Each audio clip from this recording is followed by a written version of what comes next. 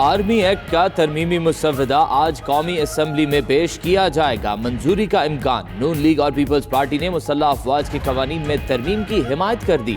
हुकूमती वफ़द ने कानून साजी के लिए अपोजिशन जमातों से हिमायत मांगी। पार्लिमानी जमातों का इजलास सुबह 10 बजे दोबारा होगा। परवेज खटक और ख्वाजा आसिफ कहते हैं बिल आज मंजूर हो जाएगा। फिरोग नसीम बोले तमाम जमातों के सवालात पर तसल्ली बख्श जवाब दिए।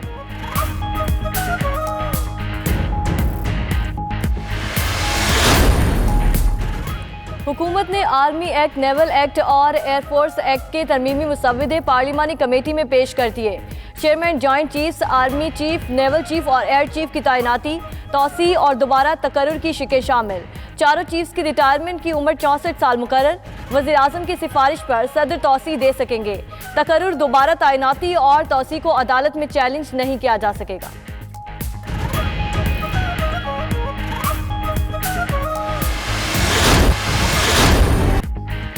शेख मोहम्मद बिन जैद अल नयान मुख्तसर दौरे के बाद इस्लामाबाद से अबू ज़ैबी चले गए। पाकिस्तान के एक रोज़ा दौरे के दौरान वली अहद के वज़ीर आज़म इमरान खान से 1-on-1 मुलाकात। इलाकाई इस्तेहकाम और खित्ते की सूरत हाल पर तबादला ख्याल।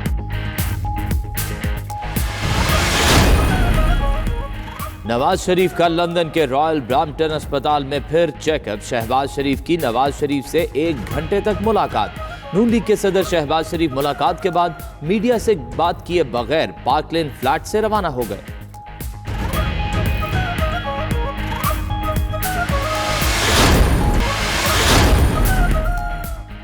सहराए थर के कोयले ने कौमी मईशत को संभाला दे दिया। थर कोल एनर्जी से $75 मिलियन के कीमती ज़र मुबादला की बचत। थर के कोयले से 2383 गीगावाट बिजली की पैदावार का नया रिकॉर्ड कायम हो गया।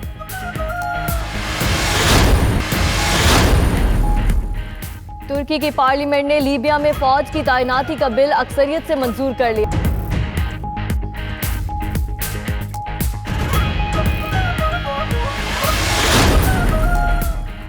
British open junior squash championship. Pakistani खिलाड़ियों का फातिहाना आगाज। मुख्तलिफ कैटेगरीज में अपने अपने इफ्तिताही मैच जीत लिए। इवेंट 6 जनवरी तक जारी रहेगा।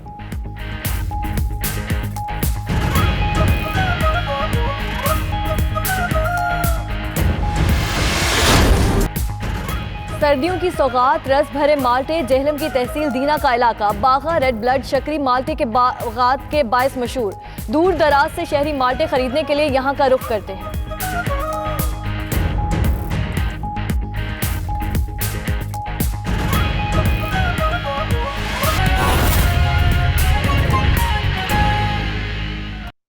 और कहर ढाती सर्दी में मुल्क भर में गैस का बहरान भी शदीद हो गया। कराची समेत सिंध सीएनजी स्टेशन 6 बजे एक बार फिर बंद कर दिए गए। कराची में सीएनजी स्टेशन पर गाड़ियों की लंबी कतारें। शहरी अपनी बारी का इंतजार करते रह गए। सिंध भर में सीएनजी स्टेशन रात 10 बजे खोले गए थे। मजीद जानेंगे हमारे नुमाइंदे अरसलान अहमद से भी। पहले आपको बताएं कि कहर ढाती सर्दी में मुल्क भर में गैस का बहरान भी शदीद हो गया है। कराची समेत सिंध सीएनजी स्टेशन 6 बजे एक बार फिर बंद कर दिए गए। कराची में सीएनजी स्टेशन पर गाड़ियों की लंबी कतारें। शहरी अपनी बारी का इंतजार करते रह गए। सिंध भर में सीएनजी स्टेशन रात 10 बजे खोले गए थे।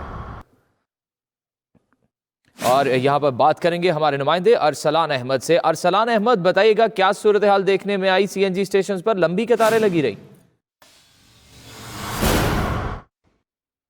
जो बिल्कुल देखिए सिंध भर के अंदर सीएनजी एक बार फिर जो है वो गैर मुय्यन मुद्दत के लिए सुबह 6 बजे जो है वो बंद कर दी जाएगी।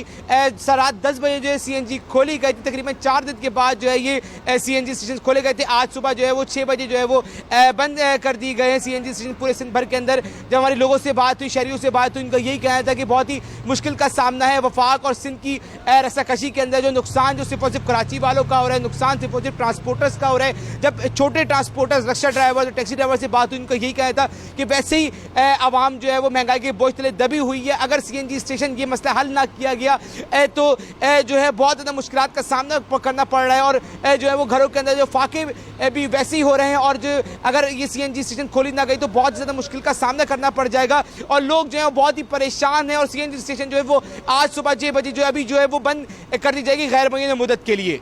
जी साहिबान की टीम थी, उन्होंने मुझसे जो है वो मेरी इनकम और मेरे एसेट से मुतल्लक जो है वो क्वेश्चन किए हैं, और उसके बाद उन्होंने ये मुझे एक परफॉर्मा जो है वो दिया है।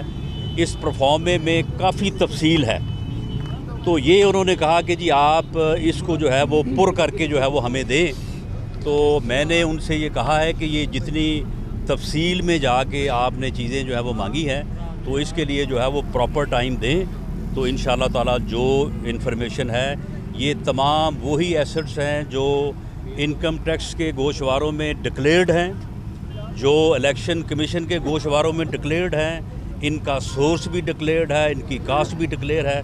तो मैंने कहा कि हम इसके मुताबिक जो है वो आपको पुर करके देंगे, और उसके बाद भी अगर आपके कोई क्वेश्चंस होंगे, आपकी क्वेरीज होंगी, तो उसका भी जो है वो जवाब देंगे। राणा साहब, ऑर्डिनेंस जो आया है, इस ऑर्डिनेंस के बाद आप समझते हैं कि नैब का इख्तियार ख़त्म हो चुका है आपको यहाँ पर तलब करने का, और दूसरा आप इस ऑर्डिनेंस से फ़ायदा उठाएंगे या नहीं?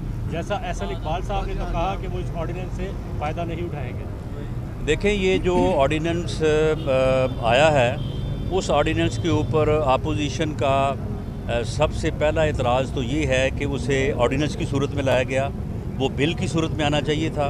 और इससे पहले अपोजिशन के साथ बैठ के गवर्नमेंट ने जिन नकात के ऊपर जो है वो एग्रीमेंट किया था, उसमें सबसे बड़ी बात जो है वो बेल का जो है वो राइट है, और बेल के राइट के मुतल्लक जो है वो बाकायदा सुप्रीम कोर्ट की डायरेक्शन मौजूद है, और इसी तरह से जो रिमांड है 90 दिन का, उसके मुतल्लक था।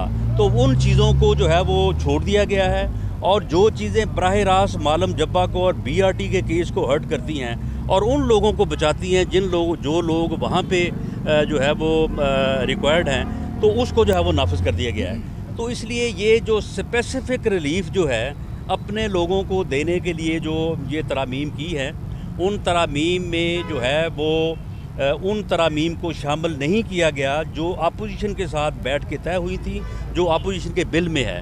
कल की यह बात ये सामने आई है कि गवर्नमेंट ने ये फ़ैसला किया है कि वो अपोजिशन के साथ बैठ के जो है वो इन चीज़ों को देखने को तैयार हैं जो अपोजिशन की तरामीम है।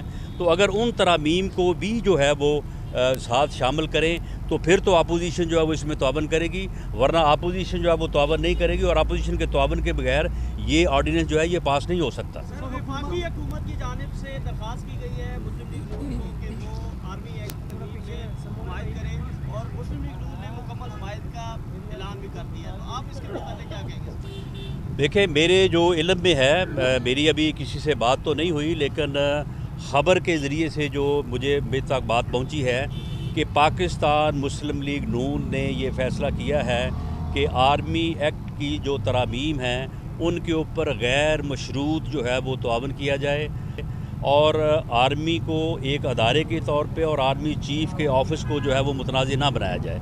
तो पार्टी का जो फ़ैसला है, मैं एक ज़िम्मेदार पोजीशन पे हूँ, और तमाम लोग जो हमारे अहदेदार हैं, हमारे पार्लियामेंटेरियन हैं, वो पार्टी के फ़ैसले के साथ खड़े होंगे। उसे ऑर्डिनेंस की सूरत में लाया गया, वो बिल की सूरत में आना चाहिए था, और इससे पहले अपोजिशन के साथ बैठ के गवर्नमेंट ने जिन नकात के ऊपर जो है वो एग्रीमेंट किया था, उसमें सबसे बड़ी बात जो है वो बेल का जो है वो राइट है, और बेल के राइट के मुतल्लक जो है वो बाकायदा सुप्रीम कोर्ट की डायरेक्शन मौजूद है, और इसी तरह से जो रिमांड है 90 दिन का, उसके मुतल्लक था। तो उन चीज़ों को जो है वो छोड़ दिया गया है, और जो चीज़ें बराह रास्त मालम जब्बा को और BRT के केस को हर्ट करती हैं और उन लोगों को बचाती हैं जो लोग वहाँ पे जो है वो रिक्वायर्ड हैं, तो उसको जो है वो नाफिज कर दिया गया है। तो इसलिए ये जो स्पेसिफ़िक रिलीफ जो है अपने लोगों को देने के लिए जो ये तरामीम की हैं, उन तरामीम में जो है वो उन तरामीम को शामिल नहीं किया गया जो अपोजिशन के साथ बैठ के तय हुई थी, जो अपोजिशन के बिल में है।